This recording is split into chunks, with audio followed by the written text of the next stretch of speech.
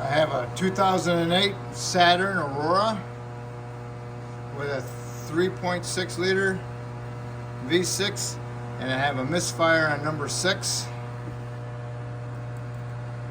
On load, I've swapped the coil with this coil, spark plug with that spark plug, and the misfire is still on that cylinder. It's not consistent. It's only on under load, so I'm figuring that the connector is good. And I have a faulty fuel injector. This fuel injector is a black one, and I looked at all the others and they're blue. GM ones are blue and an aftermarket one is black. So I'm figuring the aftermarket injector went bad. So hopefully when I replace all injectors with the GM injectors, AC Delcos, then this will go away. Crossing my fingers on that one. Alright, so first off, what you want to do is put your oil cap back on, because you got to take it off to get the covers off. Blow it. Okay, always blow it, you know, before you start taking engines apart, so you can get all the dirt out of there before you take it apart, so that dirt doesn't fall inside the engine. Take a blowgun and blow it. Next you want to do is remove the air intake tube. Undo the 2 clips from the air filter, undo your mass airflow. Got a 10 millimeter right here, undo that. 8 millimeter or 5/16 on the clamp, and remove the breather angle right here, which is always saturated with oil. So now you can remove the air intake tube. All right, now you want to do is remove the connectors at the mass airflow, the MAP sensor, and the secondary air valve connector. And then you want to undo this 10 bolt, 10 nut, and there's another 10 bolt right here. And then you can remove these 13s right here. And hopefully you can lift up that throttle bot, that upper intake plenum.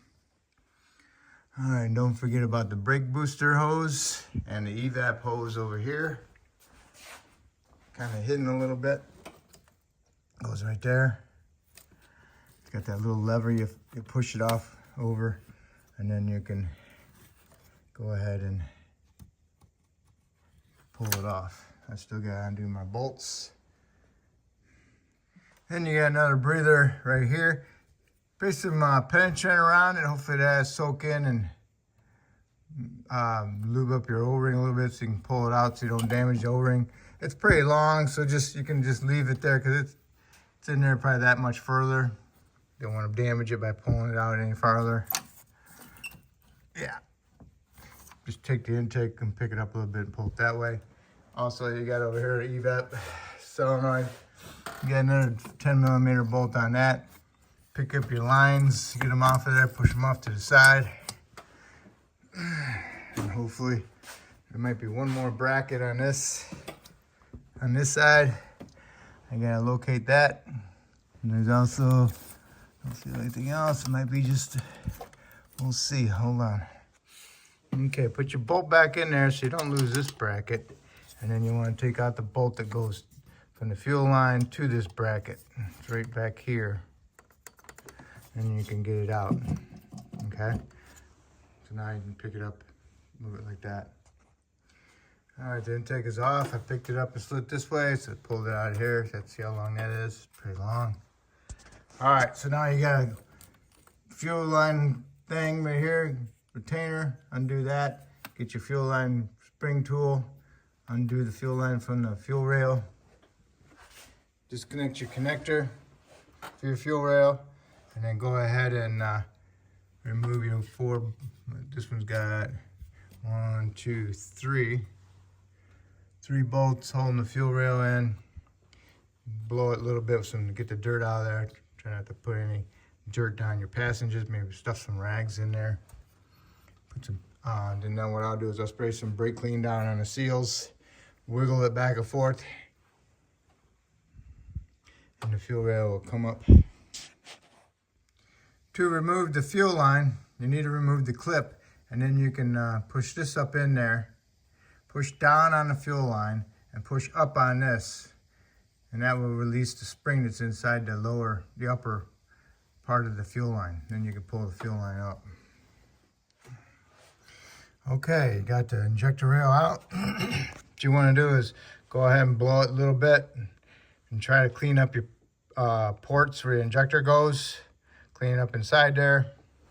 Get all the dirt that's in there. Maybe take a rag with a screwdriver down in there and wipe it the best you can, or even a wire brush, which is not actually wire. It might be brass or plastic. Okay, here's my injectors. What you want to do is you want to remove the locks off the connector, then you can unplug your injectors, and then you got the little clips. Pull the clips off the injectors, and you can spray some brake clean in there, wiggle them and pull them out. I tried penetrant to get the injectors out. It didn't work as good as brake clean does. Brake clean works the best. Pulls right out. Okay. How to remove the locks is you go underneath it right here with a flat blade, stick it in there and twist it, and that will lift up the green lock. Then you can go ahead and push in on a little gray tab here and then pull the connector up and pry the little clip up off of it. All right, and that's what it looks like. There's a groove on the injector that clip goes into, so it goes into the groove and it goes around the fuel rail. All right, here's my little brush. It's nylon brushes. Just ran through there. Now I'll clean them up with a rag with some brake clean on it and wipe out the passage. I rolled up a shop rag, a paper one. Didn't want it too thick, so I cut some off and I soaked it with some brake clean and I rubbed it in there and re-rolled it on each one, cleaned up the passage. Now I can go ahead and install my injectors on my fuel rail, put some grease around the O-ring, and then twist them and rock them when you put them in. To remove them, I sprayed them with brake clean, wiggled and rolled them, pulled them out. All right, put a little bit of grease on the O-ring, and then put the clip in.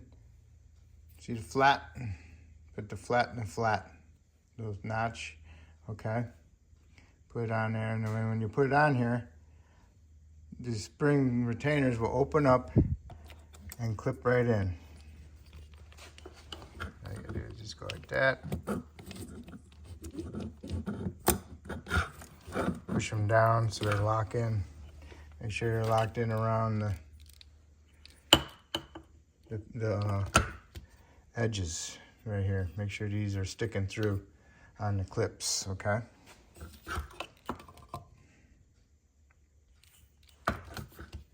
Okay, push all your clips on. I don't like putting the locks back on because when they get older, they get brittle and then they crack. So just make sure that you hear them all click. If they don't click, investigate why. All right, so now we'll put a little bit of grease on our O-rings, and then we'll put a little grease inside the port because it has a little beveled edge on it. So put it on the beveled edge so it slides right in there. All right, they're ready to go in. Make sure you line them all up into the ports and then just push it in slowly. You can give it a little bit of rocking motion, but they should just push right in. Okay, the surfaces are all cleaned up. Got my gasket. Line up your dowel pin, a little tab and another tab. Get them in there. What you want to do now is put your intake in there slowly, drop it down. Make sure it goes flat into these little dowel pins. There's 2 of them. And then you can put your bolts through there and get them started, and then work the bolts down equally. As you're putting the intake in there, you guide this tube inside there. Make sure you got a little grease on your O-ring. Make sure you feel it go into the 2 dowel pins. And now mine went in.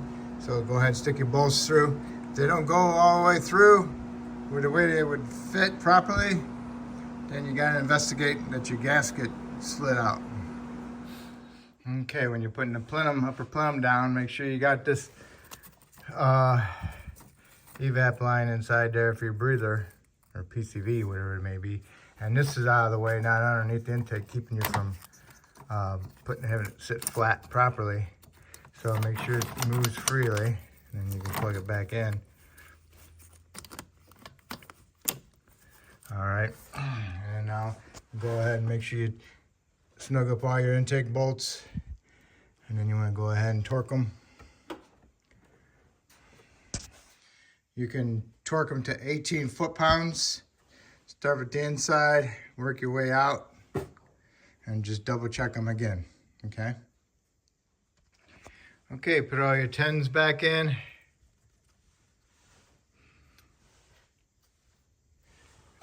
Connectors, and don't forget your vacuum line for your brakes and your connector for your injectors. All right, make sure you put your air cleaner tube back on, put your air filter in it, plugged in my mass airflow sensor, put my bolt in there and tightened it up, tightened up my hose clamp, and put some clamps on that oil saturated vent tube there. Now I can put my engine cover back on. I'm all set, and I started it up, it runs good. So good luck with yours. Hopefully I helped you out with this video.